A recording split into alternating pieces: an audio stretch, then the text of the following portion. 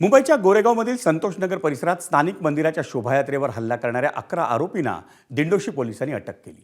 अटक झालेली मुख्य आरोपी शबाना उर्फ सब्बू शेख ही आपल्या घरातच ड्रग्ज विकत होती।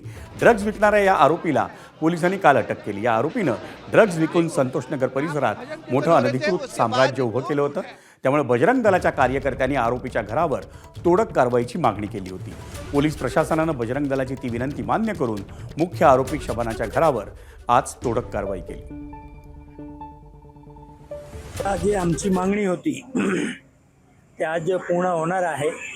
1-2 दिवसापूर्वीचे थोडा डेमोलेशन झालेला, बाकीचा उरलेला आता आज होणार आहे। आणि जो मुख्य आरोपी होता ड्रग्स माफिया, त्याची अटकसुद्धा काल झालेली आहे। आणि पोलिसांनी जसं म्हणजे आमची मागणी होती तसं सहकार्य केलं आहे आणि त्याबद्दल आम्ही प्रशासनचं आणि पोलिसाचं सगळ्यांचा आभार विश्व हिंदू परिषद बजरंग दल कडून आम्ही धन्यवाद करतोय। एबीपी माझा, उघडा डोळे बघा नीट।